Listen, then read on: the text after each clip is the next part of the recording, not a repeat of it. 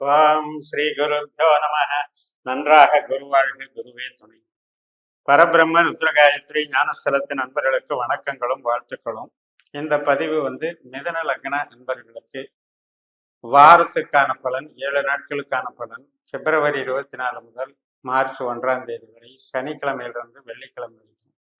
நம்மளுடைய லக்னமான மிதனத்திற்கு சந்திரன் கடந்து செல்லக்கூடிய நட்சத்திரத்தின் வழியாக நமக்கு என்னென்ன பலன்களை தர இருக்கிறார் என்பதை பார்க்க இருக்கிறோம். லக்னம் என்பதுதான் நிலையானது. அதனால நீங்க எப்பவுமே உங்களுடைய சனன ஜாதகத்துல லக்னம் எது என்பதை தெரிந்து கொண்டு இந்த பதிவுகளை பார்க்கிறீங்கன்னு நம்புறேன். தொடர்ந்து அதை கடைப்பிடிக்க ஆரம்பித்து விட்டால் உங்களுக்கு பழக்கமாகிவிடும். அதற்கப்புறம் அதுல இருக்கிற நட்சத்திரங்களை பற்றி நீங்க கவலைப்படாதீங்க. அதுல ஏன் போடுறோம் அப்படின்னா, ஒவ்வொரு ராசியிலையும் 3 நட்சத்திரம் இருக்கு. அந்த 3 நட்சத்திரத்துல எதுல நம்ம லக்ன புள்ளி அமைந்திருக்கிறதுங்கிறத ஒரு ஐடென்டிஃபிகேஷனுக்காகத்தான் அந்த நட்சத்திரத்தை குறிப்பிடுறோம். ஆனா நம்ம பழக்கத்துல ஜென்ம நட்சத்திரத்தையே நாம பயன்படுத்தி பழகிட்டதுனால இந்த ராசி நட்சத்திரம் மட்டுமே நம்ம மக்கள் கிட்ட பரவி இருக்கிறதுனால இந்த சந்தேகம் வருது. நிறைய பேர் இன்னும் கேட்டுட்டு இருக்கீங்க, சார் நான் ராசிக்கு பார்க்கட்டுமா, லக்னத்தை பார்க்கட்டுமா? ராசியை விட்டுருங்க, லக்னத்தை எடுத்துக்கோங்க, பலனை பாருங்க, கரெக்டா இருக்கும். இப்போ சனிக்கிழமை அன்னைக்கு பிப்ரவரி 24ஆம் தேதி மக நட்சத்திரம், 3ஆம் இடத்துல சிம்ம ராசியில சந்திரன் கேதுனுடைய நட்சத்திரத்துல பயணிக்கிறேன். அப்ப ஒரு தைரியம், கம்யூனிகேஷன், ஒரு இடமாற்றத்துக்கு உண்டான வேலைகள் மற்றும் நம்முடைய அறிவை பயன்படுத்தி ஒரு வளர்ச்சி பாதையில செல்லக்கூடிய ஒரு நல்ல நாளாக இருக்கும். அதே போல நம்ம ஒரு சுபகாரியங்கள், பிறரை சந்திக்கிறது, தகவல் தொடர்புக்கெல்லாம் நல்லா இருக்கும். டாக்குமெண்டேஷன் பண்ணிக்கலாம், இடமாற்றத்துக்கு கரெக்டான முடிவெடுக்கலாம். இதுக்கெல்லாம் நல்ல நாளாக இருக்கும். பிப்ரவரி 25ஆம் தேதி ஞாயிற்றுக்கிழமை பூரம் நட்சத்திரம், சுக்கிரனுடைய நட்சத்திரம். அப்ப சுக்கிரன் நமக்கு நம்ம லக்னத்துக்கு 8ஆம் வீட்டுல மகர ராசியில திருவோண நட்சத்திரத்துல பயணிக்கிறாரு. ஏற்கனவே அங்க செவ்வாய் கிரகமும் திருவோண நட்சத்திரத்துல பயணிக்கிறாங்க. சுக்கிரன் செவ்வாய் 8இல் சேர்க்கை. இந்த இடத்துல நம்ம கொஞ்சம் கவனமா இருக்கணும். 8ஆம் இடத்துல கிரகங்கள் இருந்தாலே கொஞ்சம் எச்சரிக்கையா இருக்கணுங்கிறது தானே. அப்ப செவ்வாய் சுக்கிரனுங்கிறது பருவ வயதில் இருக்கிற ஆண் பெண் இருபாலருக்குமே கிளர்ச்சிகளை உண்டு பண்றது, அதன் மூலமாக முறையற்ற நடவடிக்கைகளில் ஈடுபடுறதுக்கு காரணமாக இருக்குங்கிறதுனால அதையெல்லாம் கொஞ்சம் நீங்க மைண்ட்ல வச்சுக்கணும். எமோஷனுக்கு ஆட்படக்கூடாது. அதே நம்ம மற்ற வேலையில இருக்கவங்க, ஒரு டெக்னிக்கல் இம்ப்ரூவ்மெண்ட்டு, ஒரு மாதிரி ப்ரொடக்ஷன் லைன்ல இருக்கவங்க, இவங்களுக்கெல்லாம் உழைப்புக்கு நல்ல நாளாக அமையும். ஒன்றும் பிரச்சனை இல்லை. ஆனால் கொஞ்சம் அலைச்சல் இருக்கும். பட் ஞாயிற்றுக்கிழமைங்கிறதுனால உங்களுக்கு அந்த ஸ்ட்ரெஸ்ஸுங்கிறது உறவு முறையில் நம்ம பேசுறது, பணம் கொடுக்கல் வாங்கல், இது சம்மந்தப்பட்ட எண்ணங்கள்னால நமக்கு டென்ஷனை கொடுக்கலான்னு புரிஞ்சுக்கோங்க. அடுத்த நாள் திங்கட்கிழமை பிப்ரவரி 26ஆம் தேதி சூரியனுடைய உத்தர நட்சத்திரம். அப்ப சூரியன் நம்மளுக்கு 9ஆம் இடத்துல சனியோட சேர்ந்திருக்கிறார். சூரியன் சனி கிரக யுத்தம் பண்ணுது ராகுனுடைய நட்சத்திரத்துல. அதனால அப்பாவினுடைய உடல்நிலை, அப்பா வர்க்கங்கள் சம்மந்தப்பட்டது, பூர்வீக சம்மந்தப்பட்டது, இதுல எல்லாம் கொஞ்சம் பிரச்சனைகள் இருந்தா விலகி நில்லுங்க, இன்வால்வ் ஆகாம இருந்துக்கிறது நல்லது. அதே நேரத்துல நமக்கு இப்ப வெளிநாடு போறது, ஒரு உயர்கல்விக்கான அப்ளிகேஷன் போடுறது, இதுல எல்லாம் கொஞ்சம் கவனமாக செயல்படுங்க. அந்த காரியம் நடக்கும். ஆனால் அந்த காரியத்துல சில தடைகள் உண்டாகி அதற்கு மேல அது சக்சஸ் ஆகுங்கிறது தான் கணக்கு. தைரியத்துக்கும் நம்மளுடைய கம்யூனிகேஷனுக்கும் அது நல்ல நாளாக அமையும். அடுத்த நாள் பிப்ரவரி 27ஆம் தேதி செவ்வாய்க்கிழமை அன்னைக்கு ஹஸ்தம் நட்சத்திரம், சந்திரனுடைய நட்சத்திரத்துல சந்திரனே போறாரு. அதனால வரவு நல்லா இருக்கும், பண வரவு நல்லா இருக்கும்.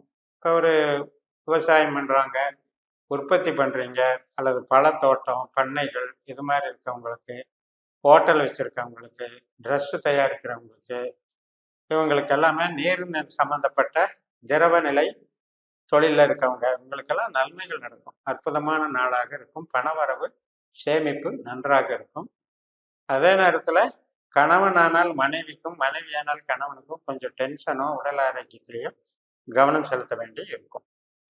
அடுத்த நாள் பிப்ரவரி 28ஆம் தேதி சித்திரை நட்சத்திரம் காலையில 7:32க்கு தொடங்குகிறது.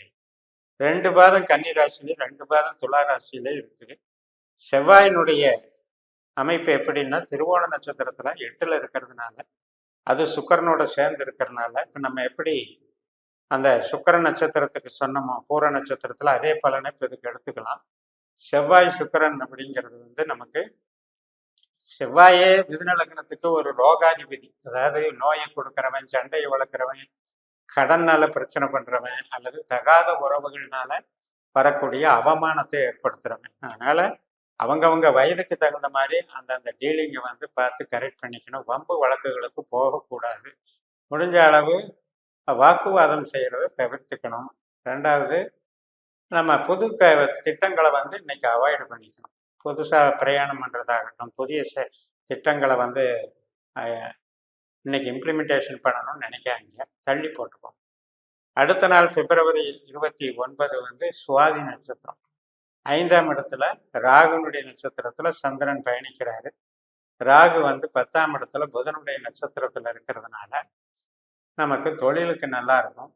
நம்ம எடுக்கிற முடிவுகள் நமக்கு புகழை கொடுக்கும். நமக்கு ஒரு அங்கீகாரம் கிடைக்கும். நம்முடைய திறமைகள் வந்து பாராட்டப்படும். அதனால குழந்தைகள் மூலமாகவும் நமக்கு புகழ் கிடைக்கும், வளர்ச்சி கிடைக்கும். மற்றபடி ஓரளவுக்கு புதனும் ராகுவும் நமக்கு வந்து ஒரு தொழில் கெப்பாசிட்டியை வந்து வளர்த்து விட்டுருவாங்க. கடைசி நாளான மார்ச் 1ஆம் தேதி வெள்ளிக்கிழமை விசாக நட்சத்திரம். நண்பகல் 12:48 மணிக்கு தான் விசாக நட்சத்திரம் தொடங்குகிறது. குருவனுடைய நட்சத்திரம்.